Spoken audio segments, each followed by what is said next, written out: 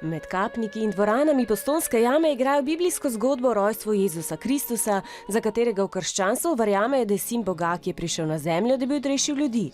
Prav zato je Jezusovo rojstvo eden največjih praznikov te vere. Okoli 100 nastopajočih je iz lokalnega okolja tudi 11-letna Liza.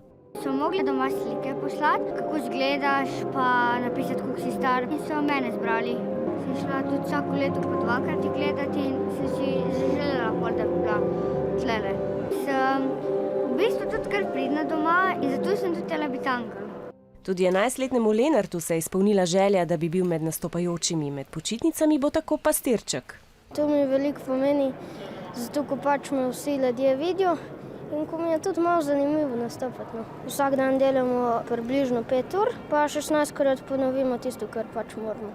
Pomembno vlogo igra tudi glasba. Severa Žurin je vesela, da poje Sveto noč, ko mineva 150 let, odkar jo je Jakob Aljaž prevedel v slovenščino. Čudovit občutek, da si v enem takem magičnem okolju, kjer se da delati še večjo magijo, kakor glasba že itak je. Je pa tudi akustika v jami precej specifična, super za naš pevce. Verjeli ali ne, je tukaj v jami v bistvu topleje kot zunaj za celih 10 stopinj. Tako da zmrzujemo, ne? Se je pa treba malo prilagoditi, definitivno. Maja Kevc ob koncu božične pravljice zasije s pesmijo Aleluja. Morda organizatorje uslišijo tudi pri UNESCO, saj si želijo, da bi žive jaslice vpisali na seznam nesnovne kulturne dediščine.